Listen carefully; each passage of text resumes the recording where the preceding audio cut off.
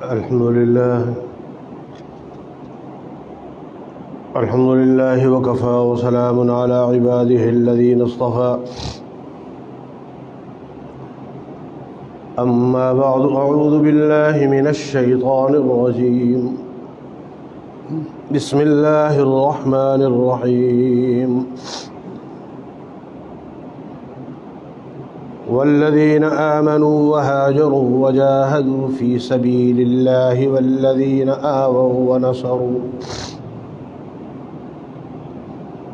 أولئك هم المؤمنون حقا لهم مغفرة ورزق كريم والذين آمنوا من بعد وهاجروا وجاهدوا معكم فأولئك منكم وأولو الأرحام بعضهم أولى ببعض في كتاب الله إن الله بكل شيء عليم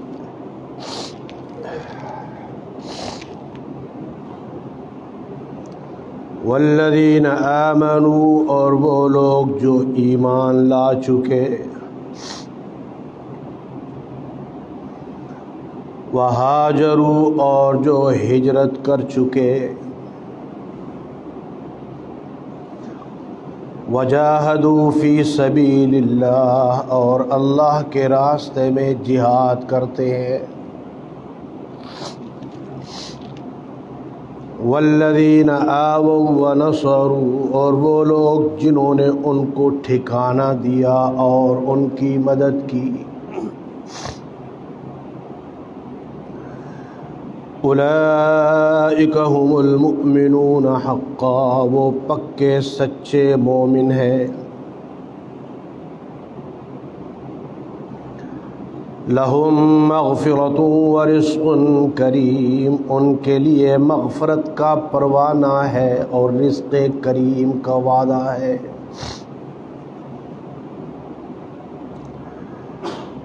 والذین آمنوا من بعد وہاجروا اور وہ لوگ جو ایمان لائے اس کے بعد وہاجروا اور ہجرت کی انہوں نے وجاہدوا معکم اور جہاد کیا تمہارے ساتھ مل کر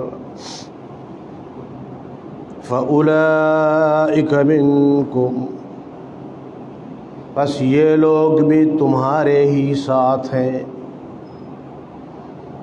وَأُولُو الْأَرْحَامِ بَعْضُهُمْ أَوْلَى بِبَعْضٍ فِي كِتَابِ اللَّهِ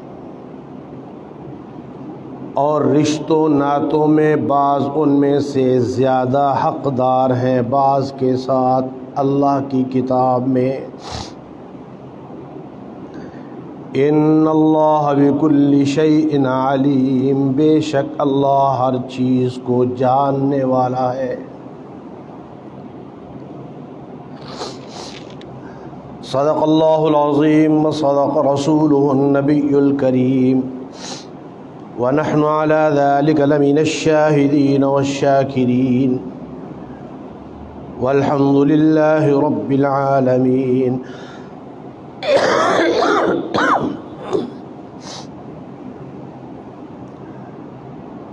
برادران اہل سنت والجماعت محترم بزرگوں قابل احترام ساتھیوں عزیز نوجوان بھائیوں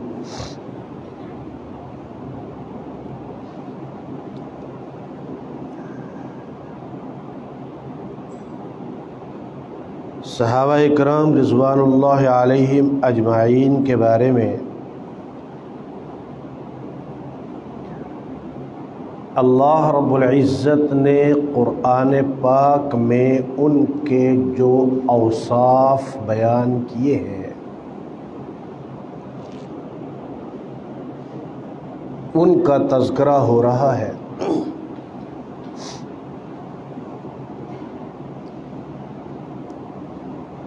قرآن نے ان کا پہلا وصف بیان کیا ہے ایمان کا،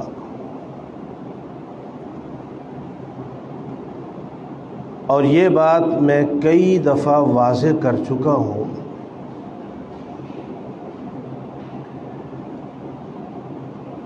کہ ایمان کے بغیر نبی کے ساتھ صحبت اور معیت کا کوئی تصور ہی نہیں ہے۔ ایمان ہے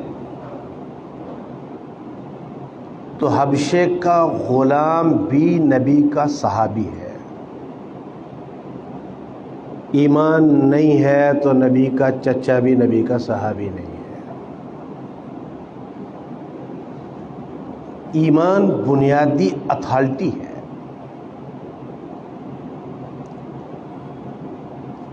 اللہ رب العزت نے صحابہ کرام رضوان اللہ علیہم اجمعین کا پہلا وصف ہی ایمان بیان کیا۔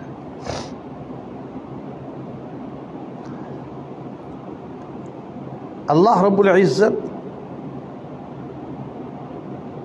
صرف اتنا فرما دیتے ہیں نا، اولئک هم المؤمنون، وہ مومن ہے۔ تو ایمان والوں کے لیے ایک رائی کے دانے برابر بھی شک کی گنجائش نہ ہوتی، لیکن اللہ رب العزت جن الفاظ کے ساتھ صحابہ کرام رضوان اللہ علیہم اجمعین کا ایمان بیان فرما رہے ہیں، اولئک هم المؤمنون حقا، یعنی دو چیزیں اللہ نے اس آیت کریمہ میں واضح کر دی، ایمان اور حق، یعنی ان کے ایمان کے اندر ایک ذرہ برابر کھوٹ نہیں ہے۔ دوسرا وصف جو اللہ رب العزت نے قرآن پاک میں صحابہ کرام رضوان اللہ علیہم اجمعین کا بیان کیا ہے، وہ ہے صحبت و معیت کا وصف۔ اور یہ بات میں کئی دفعہ واضح کر چکا ہوں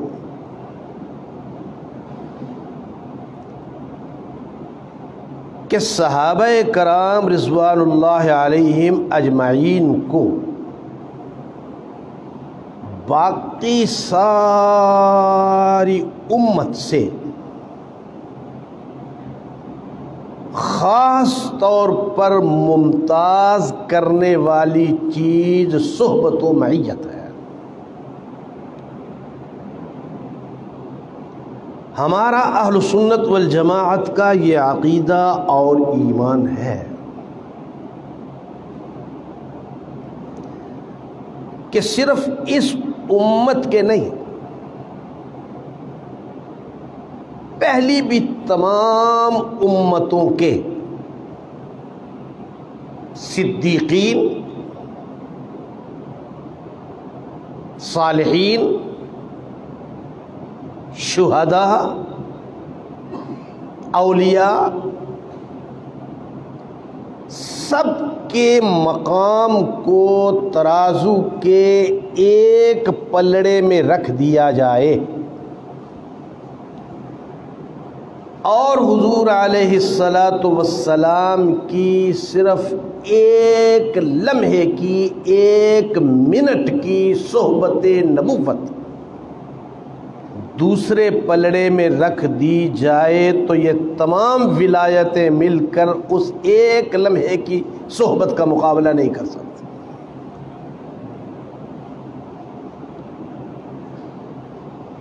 اللہ رب العزت نے صحابہ کرام رضوان اللہ علیہم اجمعین کا دوسرا وصف صحبت اور معیت کا بیان کیا ہے۔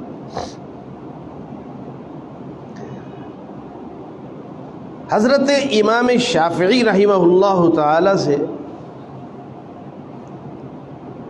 کسی نے سوال کیا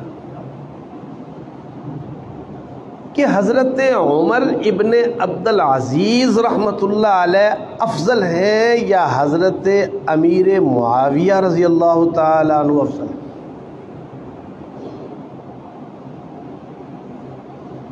اور یاد رکھیے حضرت عمر ابن عبدالعزیز رحمۃ اللہ علیہ اسلام کی خلافت کے وہ خلیفہ راشد ہیں جنہیں عمر ثانی کہا جاتا ہے،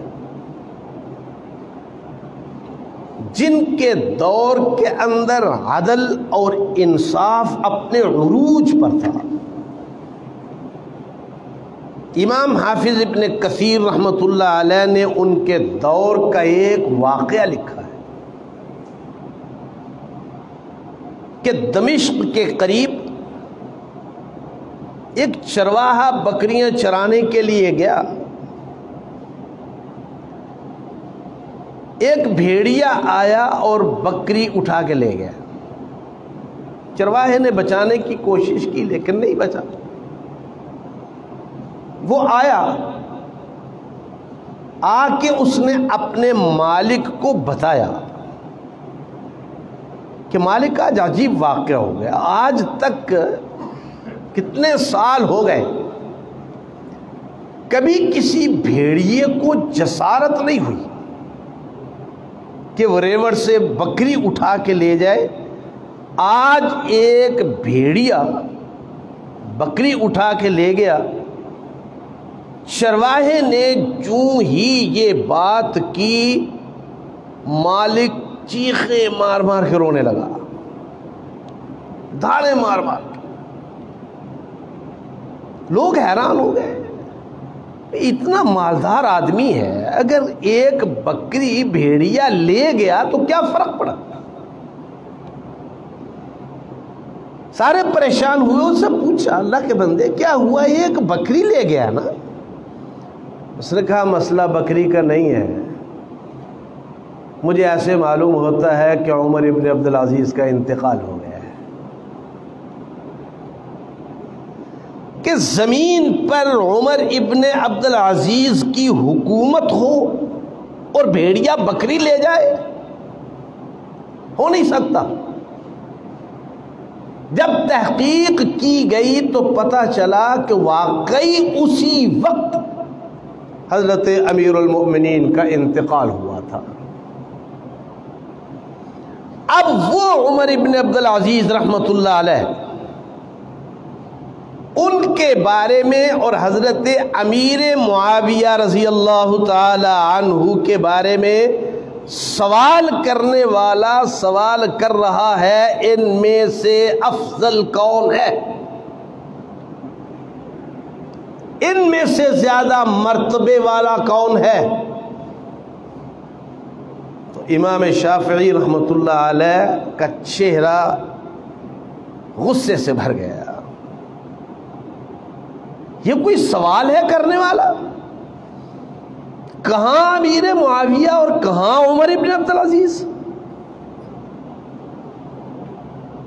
ارے اگر تم یہ موازنہ کرتے کہ امیر معاویہ رضی اللہ تعالی عنہ کا مقام افضل ہے یا بلال حبشی کا، تو بات سمجھ آتی کہ دو صحابہ کے مقام کا موازنہ ہو رہا ہے۔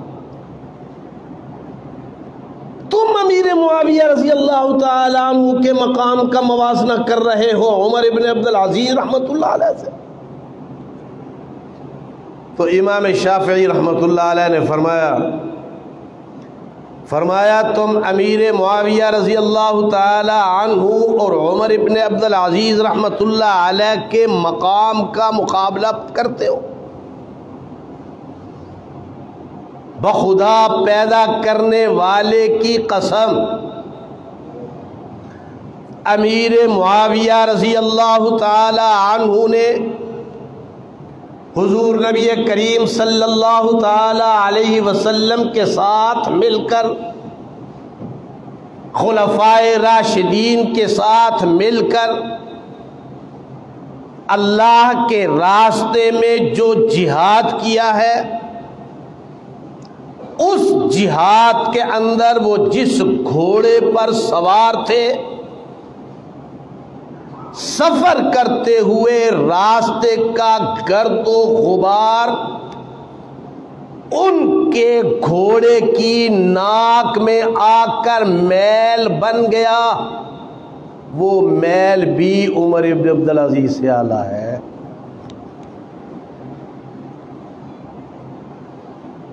اس میل کا مقام بھی عمر ابن عبدالعزیز سے افضل ہے. کیوں؟ اس لیے کہ معاویہ کو صحبت نبوت حاصل ہے رضی اللہ تعالی عنہ. امیر معاویہ رضی اللہ تعالی عنہ صحابی رسول ہیں. تو صحابہ کرام رضوان اللہ علیہم اجمعین کا جو دوسرا وصف قرآن نے بیان کیا وہ ہے صحبت و معیت کا. اور تیسرا وصف جو اللہ رب العزت نے قرآن پاک میں بیان فرمایا صحابہ کا وہ ہے ہجرت.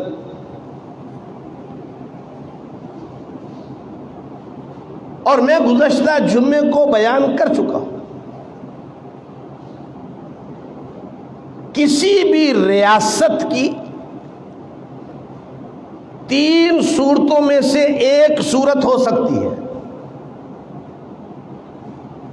یا وہ ریاست دار الاسلام ہوتی ہے. دار الاسلام اس ریاست کو کہا جاتا ہے جہاں مکمل اسلامی قانون نافذ ہو،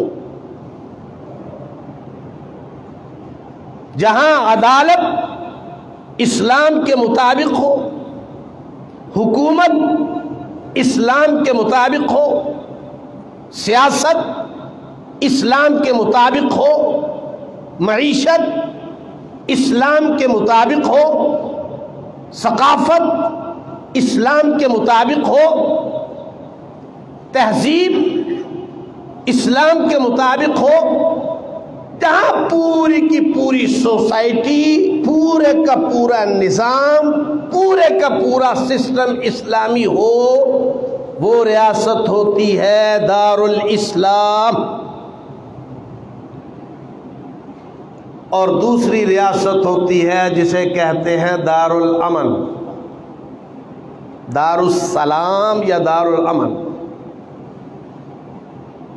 دار الامن وہ ریاست ہوتی ہے جہاں اسلام کا قانون تو نافذ نہیں ہوتا لیکن اسلامی احکامات پر عمل کرنے پر کوئی پابندی بھی نہیں ہوتی. مسلمان آزادی کے ساتھ نماز پڑھ سکتا ہے، مسلمان آزادی کے ساتھ اپنی مساجد آباد کر سکتا ہے، مسلمان آزادی کے ساتھ عبادات کر سکتا ہے، مسلمان آزادی کے ساتھ اپنا شرعی لباس استعمال کر سکتا ہے، مسلمان آزادی کے ساتھ اپنی صورت شریعت کے مطابق بنا سکتا ہے. اس ریاست کے اندر اسلام تو نہیں ہوتا لیکن اسلامی احکامات پر عمل کرنے پر کوئی پابندی بھی نہیں ہوتی. اس ملک اور اس ریاست کو کہا جاتا ہے دار الامن. اور یہ بات میں پہلے کئی دفعہ عرض کر چکا ہوں کہ اس وقت دنیا کی 200 کے قریب ریاستیں اور مسلمانوں کی 60 کے قریب ریاستیں، ان میں سے ایک ریاست بھی دار الاسلام نہیں ہے. ایک ریاست جہاں مکمل اسلام کا قانون نافذ ہو، جہاں مکمل اسلام کا دستور نافذ ہو، جہاں مکمل اسلام کی تعلیم ہو اور مکمل اسلام کی تہذیب ہو. پوری دنیا کے اندر اس وقت کوئی ریاست دار الاسلام نہیں ہے. ہاں دنیا کے اندر دار الامن بہت سی ریاستیں ہیں، ان میں مسلم ریاستیں بھی ہیں، غیر مسلم ریاستیں بھی ہیں. آپ یورپ میں چلے جائیں، آزادی کے ساتھ آپ نماز پڑھ سکتے ہیں، قرآن کی تلاوت کر سکتے ہیں، اپنی مساجد کو آباد کر سکتے ہیں، روزے رکھ سکتے ہیں، اپنا لباس پہن سکتے ہیں۔ مسلمان اور غیر مسلم ریاستیں دارالامن ہیں، اور تیسری ریاست ہوتی ہے دارالحرب کی۔ دارالحرب ایسی ریاست کو کہا جاتا ہے جہاں مسلمان آزادی کے ساتھ اپنے مذہب پر، اپنے دین پر، اپنے اسلام پر آزادی کے ساتھ عمل نہ کر سکے۔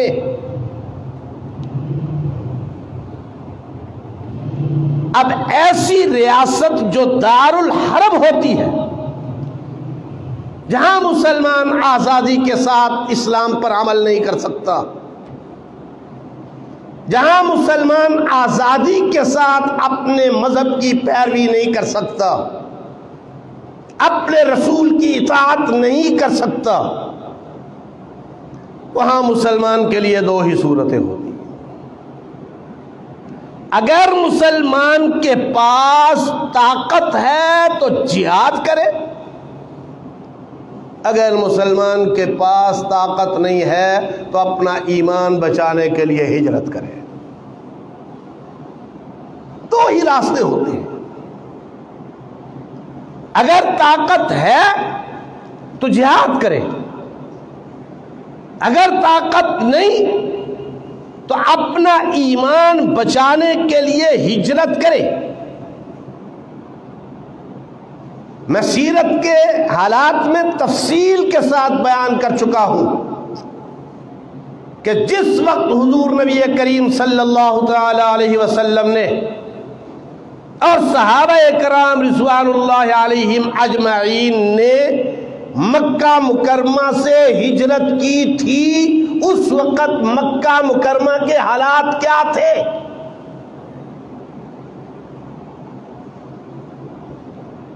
مسلمان نمازیں چھپ چھپ کے پڑھتے تھے، مسلمان عبادات چھپ چھپ کے کرتے تھے،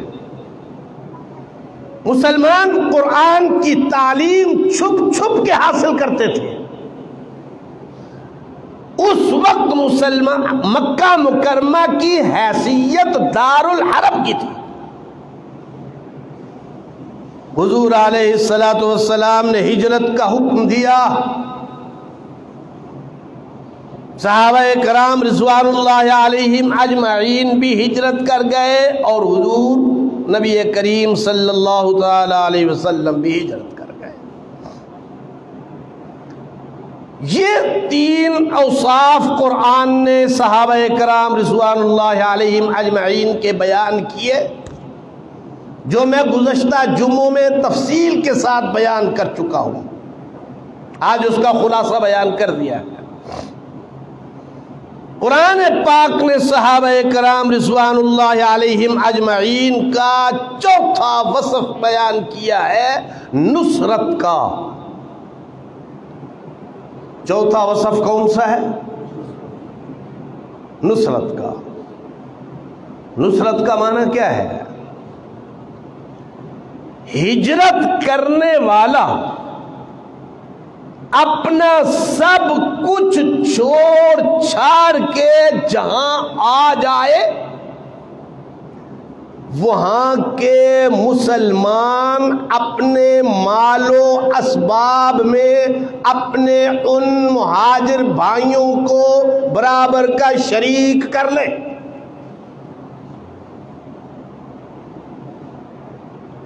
اپنی ضروریات کے اندر ان کو شریک کریں۔ اگر اس کے پاس ضرورت کا گھر ہے تو آدھا گھر اپنے پاس اور آدھا مہاجر کے پاس، اس کے پاس ضرورت کا باغ ہے تو آدھا باغ اس کا، آدھا مہاجر بھائی کا ہے۔ دونوں چیزیں بڑی مشکل، اور بالخصوص ایمان کے لیے اپنا سب کچھ چھوڑنا بھی بہت مشکل ہے، اور اپنے مال میں دوسروں کو شریک کرنا بھی بڑا مشکل ہے۔ اور حضور علیہ الصلوۃ والسلام کے زمانے میں ہجرت کے وقت تک ایمان لانے کے بعد سب سے بڑی عبادتیں یہی دو تھیں، ہجرت اور نصرت۔ سب سے بڑی عبادتیں یہی تھیں۔ ہجرت کرنے والوں نے اپنا سب کچھ چھوڑا، نصرت کرنے والوں نے اپنا سب کچھ ان کے حوالے کر دیا، اپنے مال و اسباب میں ان کو شریک کیا۔ ہجرت کے واقعات میں میں تفصیل کے ساتھ بیان کر چکا ہوں کہ جب حضور نبی کریم صلی اللہ تعالی علیہ وسلم صحابہ کرام رضوان اللہ علیہم اجمعین کے ساتھ ہجرت کر کے مدینہ منورہ گئے، مدینہ منورہ کے یہودیوں کے سامنے، مدینہ منورہ کے منافقوں کے سامنے ایک انسانی تاریخ تھی کہ جب بھی کبھی کوئی قوم کسی مقام پہ ہجرت کر کے گئی ہے تو وہاں کے مقامی لوگوں نے زیادہ دیر تک ان کو برداشت نہیں کیا۔ 6 مہینے کے بعد نکال دیا، سال کے بعد نکال دیا، 2 سال کے بعد نکال دیا۔ اور یہی بات عبداللہ ابن ابی اور کعب ابن اشرف کہتے تھے کہ یہ محمد صلی اللہ علیہ وسلم اپنی جماعت لے کر یہاں آ تو گیا ہے، لیکن مدینے والے اسے زیادہ عرصے تک ٹکنے نہیں دیں گے۔ کتنے عرصے تک ان کو اپنے راشن میں شریک کریں گے؟ کتنے عرصے تک ان کو اپنے گھروں میں رکھیں گے؟ کتنے عرصے تک ان کے ساتھ بھائی چارہ قائم رکھ سکیں گے؟ لیکن اس دن، جس دن خدا کے پیغمبر نے تمام صحابہ کرام رضوان اللہ علیہم اجمعین کو جمع کیا، انصار بھی تھے، مہاجرین بھی تھے، اور خدا کے پیغمبر نے انصار اور مہاجرین کے درمیان اخوت قائم کی، اخوت کا رشتہ۔ یہ مہاجر اس انصاری کا بھائی ہے، یہ مہاجر اس انصاری کا بھائی ہے، یہ مہاجر اس انصاری کا بھائی ہے۔ مہاجرین اور انصار کے درمیان اخوت کا، بھائی چارے کا رشتہ قائم کیا، اور اس رشتے کے متصل بعد خدا کا پیغمبر مسجد میں صحابہ کرام کے درمیان اخوت کا یہ رشتہ قائم کر رہا ہے، اور مسجد سے باہر نکلتے ہی جن کے رشتے قائم کیے گئے تھے وہ ایک دوسرے کے ہاتھ پکڑ کے چل رہے ہیں۔ انصاری اس کو بتا رہا ہے یہ باغ ہے میرا، آج کے بعد آدھا تیرا آدھا میرا، یہ گھر ہے میرا، آج کے بعد آدھا تیرا آدھا میرا، یہ میری زمین ہے، آج کے بعد آدھی تیری آدھی میری، ساری چیزیں تقسیم ہو گئیں۔ اس وقت عبداللہ ابن ابی اور کعب ابن اشرف کے الفاظ یہ تھے کہ ان لوگوں کو اب قیامت تک یہاں سے کوئی نکال نہیں سکتا۔ خدا کے پیغمبر نے ان کے درمیان رشتہ اخوت قائم کر دیا، ان کے درمیان بھائی چارے کا رشتہ بنا دیا۔ فَأَصْبَحْتُمْ بِنِعْمَتِهِ إِخْوَانًا، ہم نے تمہیں آپس میں بھائی بھائی بنا دیا۔ اور آپ حضرات کو یاد ہوگا جب میں نے میثاق مدینہ پہ بات کی تھی، میثاق مدینہ کا مین اور بنیادی نقطہ کیا تھا؟ آج ہمارے ملک کو آزاد ہوئے 72 سال سے زائد عرصہ ہو گیا، لیکن 72 سال گزرنے کے بعد بھی آج ہندوستان سے پاکستان میں آ کر آباد ہونے والا مہاجر ہی کہلاتا ہے۔ آج بھی اسے مہاجر ہی کہا جاتا ہے۔ کیوں؟ اس لیے کہ ان کے درمیان اخوت اور محبت کا وہ رشتہ قائم کیا ہی نہیں گیا۔ خدا کے پیغمبر نے سب سے پہلے ان کے درمیان اخوت اور محبت کا رشتہ قائم کیا۔ اس کے 2 فائدے تھے۔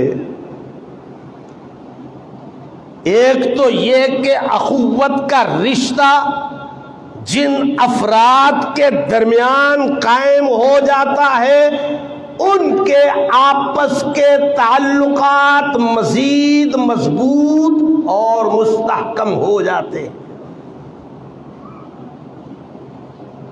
آج کا تو مجھے معلوم نہیں، کسی دور میں ہمارے ہاں ایک ریت چلتی تھی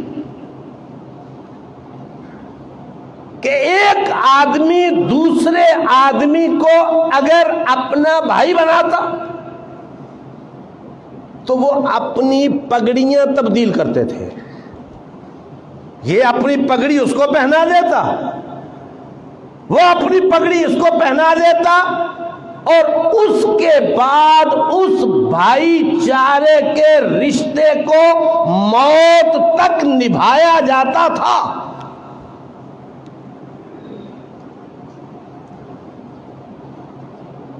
حضور علیہ السلام نے صحابہ کرام رضوان اللہ علیہم اجمعین کے درمیان یہ رشتہ ایک تو اس لیے بنایا تاکہ ان کا اندرونی تعلق آپس میں مضبوط اور مستحکم ہو۔ یہ مہاجر انصاری کو انصاری نہ سمجھے، اپنا بھائی سمجھے۔ یہ انصاری اس مہاجر کو مہاجر نہ سمجھے، اپنا بھائی سمجھے۔ ان کے درمیان اخوت و محبت کا رشتہ قائم ہو گیا۔ اور دوسرا، خدا کے پیغمبر کا مقصد تھا زمانہ جاہلیت کے اندر جو جنگیں ہوتی تھیں ان جنگوں کے اندر قبائل الگ الگ لڑتے تھے، بے شک 7-8 قبائل کا ایک اتحاد ہوتا تھا، لیکن میدان جنگ میں وہ 7-8 قبائل بھی الگ الگ لڑتے تھے۔ مقصد کیا ہوتا تھا؟ میں اگر زیادہ غلبہ حاصل کروں تو میری واہ واہ زیادہ ہو،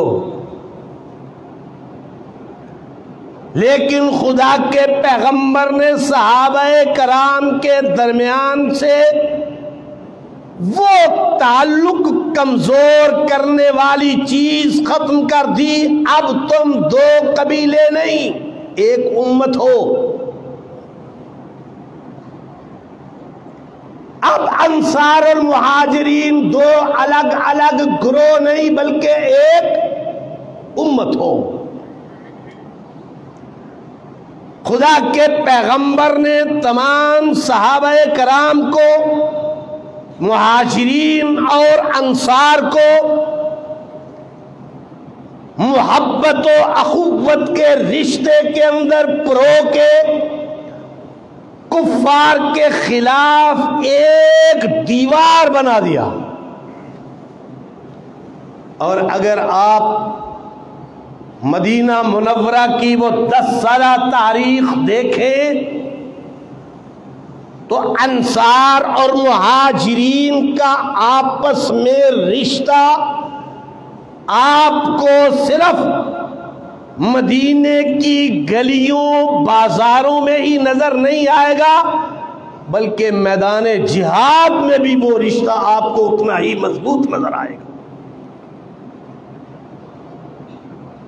صحابہ کرام رضوان اللہ علیہم اجمعین کا چوتھا وصف قرآن نے بیان کیا کہ صحابہ کرام نے ایک طبقے نے، تمام صحابہ نے نہیں، ایک طبقے نے ہجرت کی اور ایک طبقے نے نصرت کی.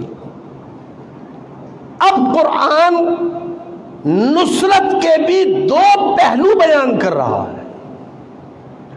نصرت کا ایک پہلو وہ ہے جس میں صرف ایک گروہ شامل ہے، اور نصرت کا دوسرا پہلو وہ ہے جس میں تمام صحابہ شامل ہیں. جس پہلو میں ایک طبقہ شامل ہے وہ جنہوں نے عقبہ اولا اور عقبہ ثانیہ کے اندر حضور علیہ السلام کے دست مبارک پر ایمان قبول کیا تھا.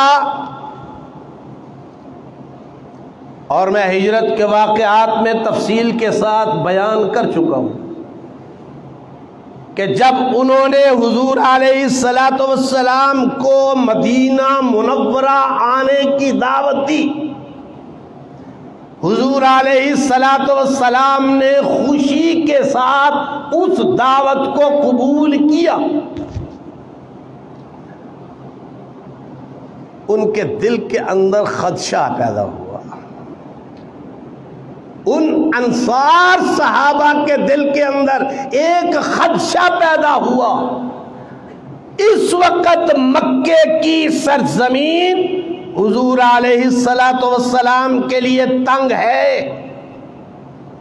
اس وقت حضور علیہ السلام کی دشمنی یہاں زیادہ ہے. کہیں ایسا نہ ہو کہ یہاں کے حالات ٹھیک ہو جائیں تو نبی ہمیں چھوڑ کر پھر واپس آ جائے. انہوں نے اپنا یہ خدشہ ظاہر کیا، یا رسول اللہ صلی اللہ علیہ وسلم کہیں ایسا تو نہیں ہوگا کہ کل آپ کے ان ہی رشتہ داروں کے ساتھ آپ کی صلح ہو جائے اور آپ ہمیں چھوڑ کر یہاں چلے آئے. خدا کے پیغمبر نے قسم کھا کے فرمایا والذی نفس محمد بیدہ، مجھے ذات کی قسم جس کے قبضے میں میری جان ہے، میرا تمہارے ساتھ وعدہ ہے، آج کے بعد میرا جینا مرنا تمہارے ساتھ ہے. یہ خیال دل سے نکال دو کہ میرا قبیلہ اگر مجھ سے راضی ہو جائے گا تو میں تمہیں چھوڑ کر واپس آ جاؤں گا. نہیں، آج کے بعد میرا جینا مرنا تمہارے ساتھ ہے. اور یہ اشکال ایک بار پھر انصار کے دل میں آیا تھا جب مکہ فتح ہوا تھا. جب مکہ فتح ہوا تھا اس وقت بھی انصار کے دل میں یہ خیال آیا کہ آج تو مکہ فتح ہو چکا، سارے مسلمان ہو چکے، کہیں ایسا نہ ہو کہ حضور علیہ السلام اب یہیں قیام کا ارادہ کر لیں. انصار حضور علیہ الصلوۃ والسلام کی خدمت میں حاضر ہوئے، یا رسول اللہ صلی اللہ علیہ وسلم، اب آپ کا ارادہ کہیں یہیں رہنے کا تو نہیں؟ حضور علیہ الصلوۃ والسلام مسکرائے، فرمایا میرا وعدہ بھول گئے؟ میں نے قسم کھا کے تمہارے ساتھ وعدہ کیا تھا، میرا جینا مرنا تمہارے ساتھ ہے، میں تمہارے ساتھ واپس جاؤں گا۔ اور یہ اللہ رب العزت کی اپنی ایک حکمت تھی۔ اللہ رب العزت چاہتے تو حضور علیہ الصلوۃ والسلام کو مکہ مکرمہ میں رکھ کر بھی فتح دے سکتے تھے، وہ قادر تھے۔ اللہ نے اپنے نبی سے ہجرت کروائی، مدینہ منورہ میں آباد کرایا، مدینہ منورہ میں اسلامی ریاست قائم کی، مدینہ منورہ کے اندر 10 سال تک حضور علیہ السلام نے زندگی گزاری، اور مدینہ منورہ میں ہی آپ کی وفات ہوئی، مدینہ منورہ میں ہی آپ کی تدفین ہوئی۔ آپ کا روضہ اقدس مدینہ منورہ ہی میں ہے۔ یہ اللہ رب العزت کی حکمت تھی۔ اللہ رب العزت چاہتے تھے اس دنیا کے اندر دو شہر دو الگ الگ نسبتوں سے معروف ہو۔ اگر خدا کا پیغمبر مکے میں فتح حاصل کر لیتا، مکے کے اندر ہی وفات پاتا، مکے کے اندر ہی روضہ بنتا، تو مکہ تو اللہ کے نام پہ معروف ہے، تو سارے کیا کہتے؟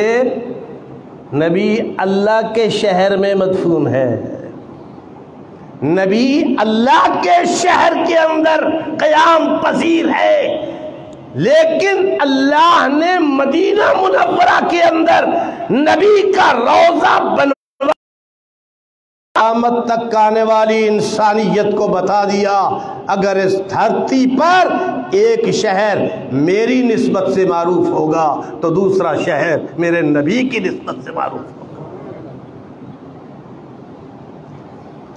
ایک شہر کو میرے کعبۃ اللہ کی نسبت سے شہرت ملے گی تو دوسرے شہر کو میرے نبی کے روضہ اقدس کی نسبت سے شہرت ملے گی۔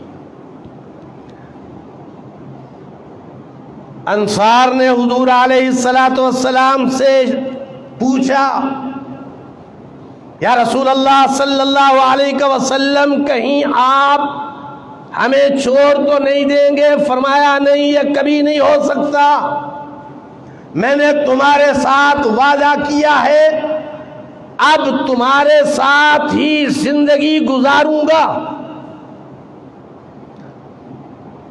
اور میں عرض کر چکا ہوں، نصرت کا ایک پہلو ہے اپنے مسلمان بھائیوں کی ایک جماعت کی مدد کرنا،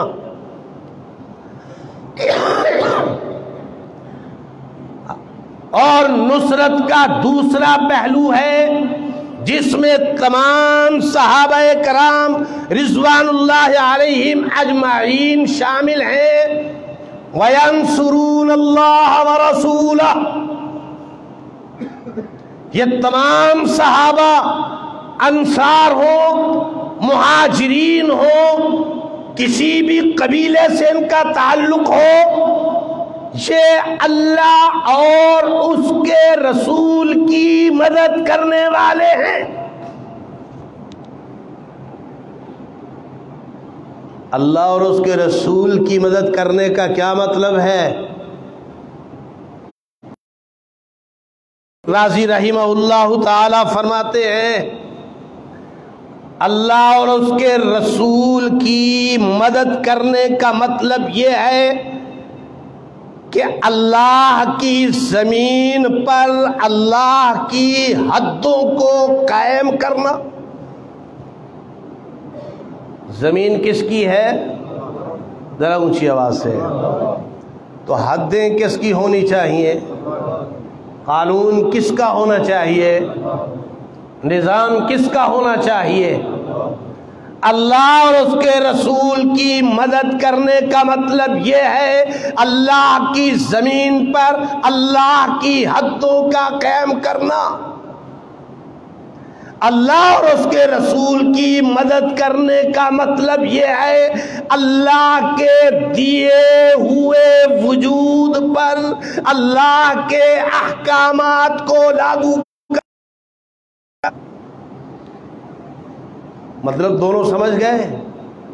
زمین پہ حدیں کس کی اور جسم پر اطاعت کس کی؟ خدا اور خدا کے رسول کی. اللہ اور اس کے رسول کی مدد کرنے کے صرف یہ دو مطلب ہیں.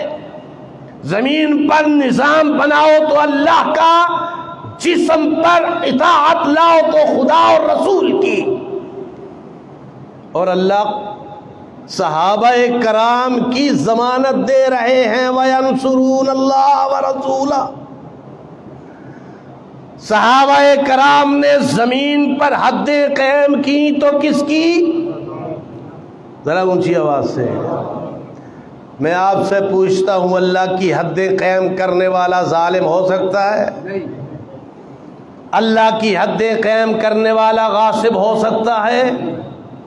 اللہ کی حدیں قائم کرنے والا عامر ہو سکتا ہے؟ اللہ کی حدیں قائم کرنے والا جابر ہو سکتا ہے؟ اللہ کہتا ہے انہوں نے میری زمین پر میری حدیں قائم کی.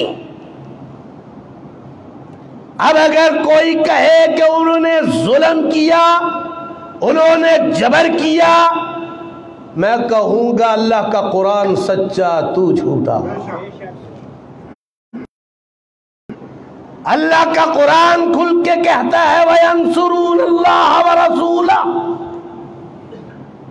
وہ زمین پر تعلیم لائے تو اللہ کی، زمین پر تہذیب لائے تو اللہ کی، زمین پر قانون لائے تو اللہ کا، زمین پر نظام لائے تو اللہ کا. ان کا تو اور کوئی منشا نہیں تھا، اور کوئی مقصد نہیں تھا. تو اللہ رب العزت فرماتے ہیں وہ لوگ جو ایمان لائے، جنہوں نے ہجرت کی، جنہوں نے اللہ کے راستے میں جہاد کیا، والذین آووا ونصروا، اور وہ لوگ جنہوں نے مہاجرین کو ٹھکانہ بھی دیا، مدد بھی دی. 4 چیزیں بیان فرما رہے ہیں اللہ. وہ لوگ جو ایمان لائے، وہ لوگ جنہوں نے اللہ کے راستے میں جہاد کیا، وہ لوگ جنہوں نے مہاجرین کی مدد کی. ان چاروں کا ذکر کرنے کے بعد اللہ فرماتے ہیں اولئک هم المؤمنون حقا. اولئک هم المؤمنون. آپ بھی اپنے ایمان کی تازگی کے لیے پڑھ لیجئے. اولئک هم المؤمنون، اولئک هم المؤمنون. اللہ کہتا ہے ان کے ایمان کے اندر سرے سے ایک رائی کے دانے برابر کمزوری نہیں، اور یہ کہتا ہے ان کے اندر ایمان ہی نہیں. اللہ کہتا ہے ان کے ایمان کے اندر ایک رائی کے دانے برابر کمزوری بھی نہیں ہے. ان کے ایمان کے اندر ایک ذرا جتنی بھی لغزش نہیں ہے. اولئک هم المؤمنون حقا. وہ پکے سچے مومن ہیں. لہم مغفرۃ ورزق کریم.